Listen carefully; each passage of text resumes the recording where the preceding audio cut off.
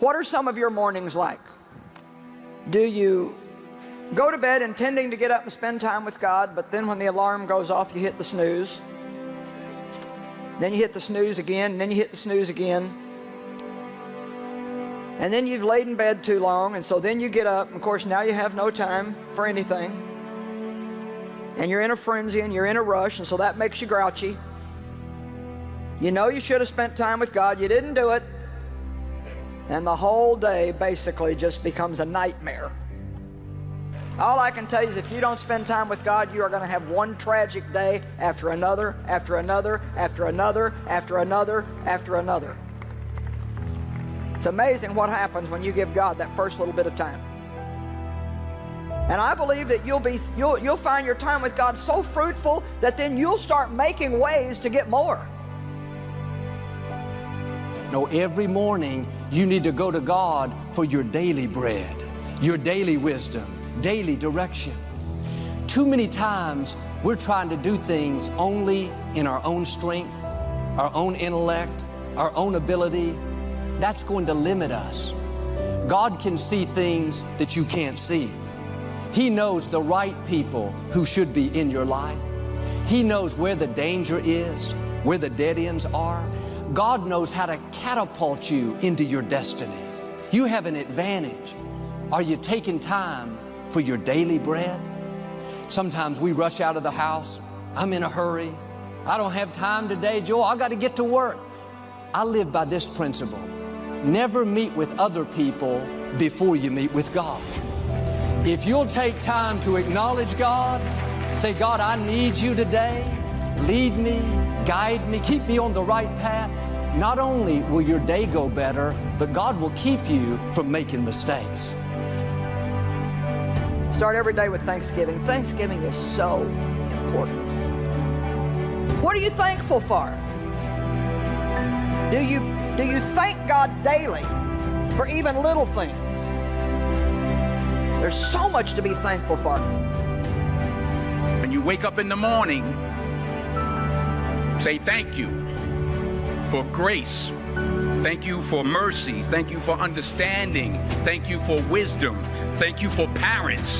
Thank you for love. Thank you for kindness. Thank you for humility. Thank you for peace. Thank you for prosperity.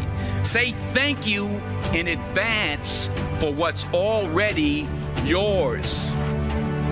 True desire in the heart for anything good is God's proof to you sent beforehand to indicate that it's yours already. That itch that you have, whatever it is you want to do, that thing that you want to do to help others and to grow and to make money, that desire, that itch, that's God's proof to you, sent beforehand already to indicate that it's yours. And anything you want good, you can have. So claim it. Work hard to get it. When you get it, reach back. Pull someone else up. Each one, teach one. Don't just aspire to make a living. Aspire to make a difference. You know, don't ever waste a day. You think about time differently as you get older. I think when you're in your 20s and maybe even 30s and maybe even 40s, you don't think too much about time. But a few years ago, it occurred to me that 2/3 of my life was over. I just became much more aware of time and how foolish it is to waste any day that you have. You know, there's something really interesting about time. We all get the same amount in a day. Every day is 24 hours. And some people are very, very fruitful and effective, and some people just waste their time day after day after day. That's a choice that we make. But there's one thing about time. Once it goes by, you never get it back. So how tragic it is to waste any day of your life. I think we need to live every day like it was our very last one, and live it to the absolute fullest that we can live it. In the morning, he shall devour the prey, and in the evening, he shall divide the spoils. In the morning, devour something. Throw your whole self at something. You'll never know what you can do and what you can be until you throw your whole self at it. Devour it. I mean, devour it. Don't try it. Devour it. Attack it. Attack it like you're going to kill it. Devour the prey. And in the evening, you divide the spoils.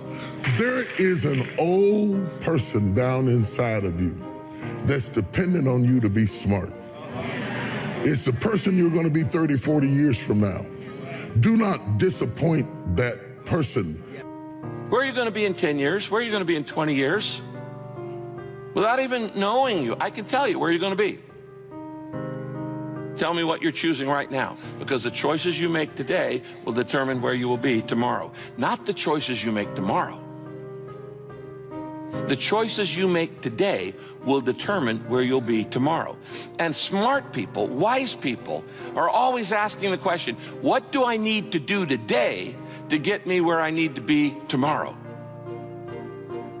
But you got to start something. You got to give God something to put his finger on, that Midas touch, where it turned into something. You got to let your imagination go. You got to let your imagination fly as wild as it can fly without being constricted by the confines of where you live, and what color you are, and what sex you are, and how much money you make, and what your degrees say. You got to let your imagination fly beyond that. You got to go for it. You got to step out on faith, and you got to go for it. Oh, and did I mention you got to pray? Don't want to leave that out. You got to pray. You got to use prayer. You got to talk to God. You got to use faith. You got to have some conferences with him late at night, early in the morning, in the middle of the afternoon, when you're on the train, when you're driving. You got to talk to God, man. You got to get yourself some help along the way. Nothing is bigger than prayer.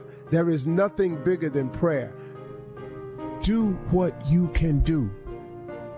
But start, man. Just get started today. Stop delaying it. Every time you put it off, you seem further away from it, don't you? Why won't you start? Let your imagination go. Open it up. You know, if you can't imagine, God sure can. When God created you, he put in you everything you need to fulfill your destiny. God is a strategic God. He's not random.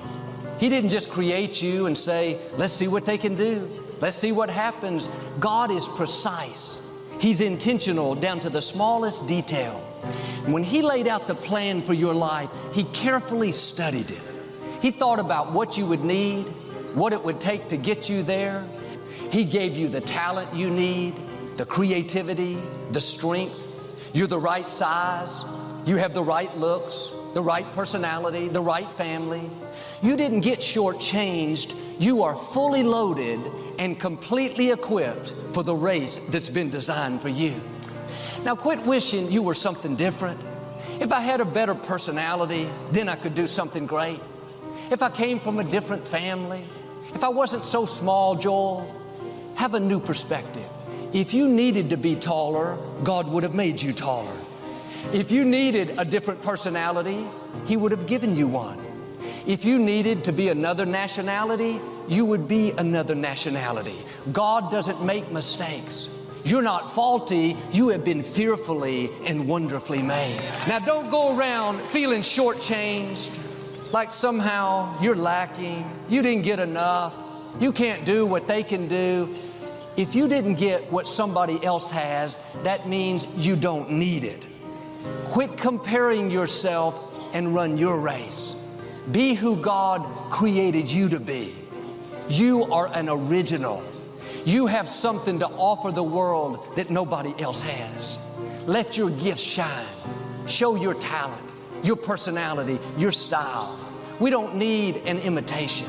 We don't need a copy. We need the original you.